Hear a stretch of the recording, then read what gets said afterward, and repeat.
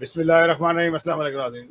ناظرین، افسوس کی خبر یہ ہے کہ کشمیر میں جس پہ ہندوستان کا غاصبانہ قبضہ ہے، اگر وہاں پہ کوئی شخص آزادی کا پرچم بلند کرتا ہے تو وہ دہشت گرد بن جاتا ہے۔ اور اسی طریقے سے وہاں پہ کئی رہنما ہے جن کو مار دیا گیا، شہید ہوئے، کئیوں نے اپنی زندگیاں پوری کی اور ختم ہو گئے اس انتظار میں کہ کشمیر آزاد ہوگا۔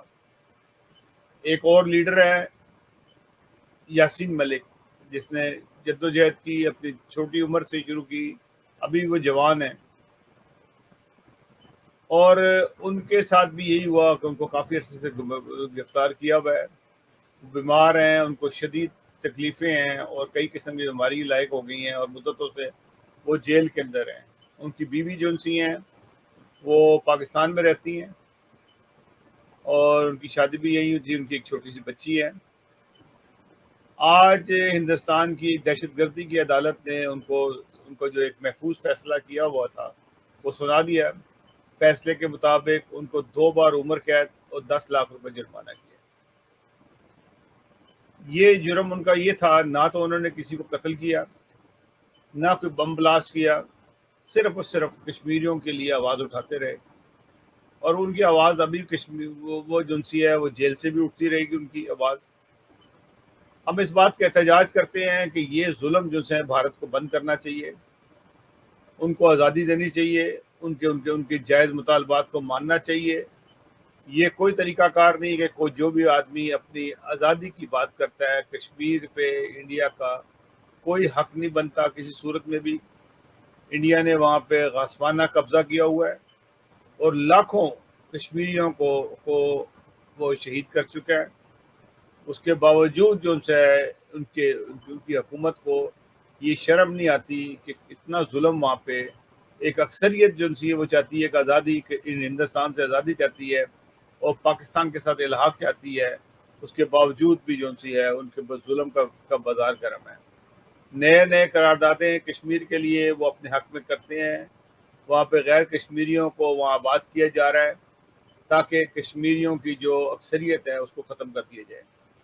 ناظرین، یہ جو حالات ہیں کشمیر کے، جب سے ہم پیدا ہوئے دیکھ رہے ہیں، جب سے پاکستان بنا ہے، یعنی کہ 74-75 سال سے یہی کچھ جاری ہے، اور کتنا عرصہ جاری رہے گا اس کا کوئی پتہ نہیں۔ اسی طرح کے یاسین ملک آئیں گے اور چلے جائیں گے اور یہ سلسلہ جاری رہے گا۔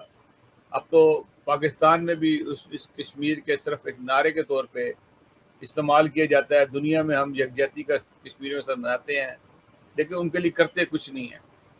یہ ہماری بدقسمتی ہے، ان کی بدقسمتی نہیں ہے۔ ان کو تو اللہ تعالیٰ کبھی نہ کبھی انصاف دے گا، لیکن ہماری بدقسمتی ہے کہ ہم صرف اور صرف زبانی کلامی جو ان سے ان کشمیریوں کو ساتھ دیتے ہیں، حقیقت میں کچھ نہیں ہے۔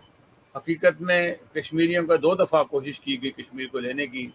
ایک 65 میں جنرل اختر حسین ملک کی قیادت بخنور کے پر قبضہ ہو رہا تھا، تو پاکستان کی فوج کے اندر غداری ہوئی اور ایوب خان نے یحییٰ خان کو وہاں پہ منتقل کر کے اس جنگ کو بند کروا دیا وہاں سے، اور وہاں سے اپنا جنرل چینج کر دیا، اور جنگ جو سی وہیں رک گئی تھی۔ تو اگر ایک دن اور مل جاتا تو آج کشمیر کا نقشہ چینج ہو جاتا۔ پھر اس کے بعد کارگل کی وار جو مشرف نے لڑی تھی، وہ ایک بہت اچھے طریقے سے منصوبے کے تحت جو سے کشمیر کو گھیر لیا تھا، اور سری نگر ہمارے ہاتھ میں تھا، جس میں اس وقت کے وزیر اعظم نواز شریف نے ڈر کر امریکہ کے سے اور انڈیا سے ڈر کے اس جنگ کو بند کروایا گیا، اور فوری طور پہ اور جس طرح سے وہ جنگ جیتی ہوئی جنگ جو سی ہے وہ ہار میں تبدیل ہو گئی، جس میں جتنا مالی نقصان ہوا اس کا ہم اندازہ نہیں لگا سکتے کہ ہمارے فوجی جوانوں کی جانیں گئیں، اور یہ بہت ہی تکلیف دہ بات تھی۔